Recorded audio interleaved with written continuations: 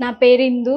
నాది ట్రాన్స్‌కోడ్‌లో జర్నీ చెప్పాలంటే, అసలు స్టార్టింగ్‌లో మెడికల్ కోడింగ్ జాయిన్ అవ్వడానికి నేను ఇన్‌స్టిట్యూట్ సెర్చ్ చేసినప్పుడు ఇక్కడ కూడా విజిట్ అయ్యాను. బట్ వేరే ఇన్‌స్టిట్యూట్ వాళ్ళు జస్ట్ కాల్ చేసి కనుక్కున్నాను. వాళ్ళు ఒక 100 మిస్డ్ కాల్స్ రోజు అలా చేస్తూనే ఉండేవాళ్ళు. బట్ నేను ట్రాన్స్‌కోడ్‌ని డైరెక్ట్‌గా విజిట్ అయ్యాను. ఒక్క కాల్ కూడా నాకు రాలేదు. నేను ఫస్ట్ అది ఆలోచించాను.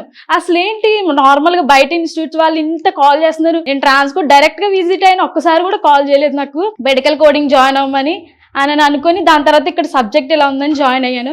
దాని తర్వాత నా ఫస్ట్ అటెంప్ట్ 69 1 మార్క్తో పోయింది. పోయిన తర్వాత చాలా డిసప్పాయింట్ అయ్యాను. సార్ చాలా ఎక్స్ప్లెయిన్ చేశారు ఎందుకు పోయిందని, చాలా ఫీల్ అయ్యాను.